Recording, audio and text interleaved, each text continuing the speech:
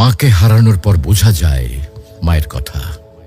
যে সকালে তুমি ঘুম থেকে উঠতে মায়ের ডাক শোনার জন্য, আজ সেই ডাক চিরদিনের জন্য থেমে গেছে। যে হাতে তোমার জন্য খাবার বানাতেন, ভালোবাসা দিয়ে মাথায় হাত বুলিয়ে দিতেন, আজ সেই হাত মাটির নিচে। যখন মা বেঁচে ছিলেন তুমি হয়তো বলেছ, মা আমি ব্যস্ত আছি, মা পরে কথা বলবো। কিন্তু আজ তুমি সময় পেলেও আর সেই কথা শোনানোর মানুষটি নেই। আজ তুমি চাইলে আর মাকে ফোন করে বলতে পারবে না, মা আমি পৌঁছে গেছি। আজ তুমি ঘরে ফিরলেও আর কেউ দরজায় দাঁড়িয়ে হাসি মুখে বলবে না, টেবিলে খাবার রাখা আছে, খেয়ে নিস বাবা। মাকে হারানোর পর বোঝা যায় তিনি শুধু একজন মা ছিলেন না, তিনি ছিলেন ঘরের আলো, জীবনের দোয়া আর হৃদয়ের শান্তি। এখন বুঝতে পারো মা যে বারবার নামাজের কথা বলতেন, ভালো মানুষের সাথে চলতে বলতেন, এগুলো তোমার জন্য কত বড় উপহার ছিল।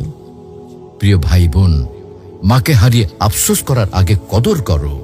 মায়ের হাতে চুমো দাও, তার জন্য দোয়া করো, তাকে জড়িয়ে ধরো যতদিন তিনি আছেন। কারণ হয়তো একদিন তুমি শুধু বসে বসে কাঁদবে আর মনে পড়বে, ইস যদি মাকে আরেকবার জড়িয়ে ধরতে পারতাম।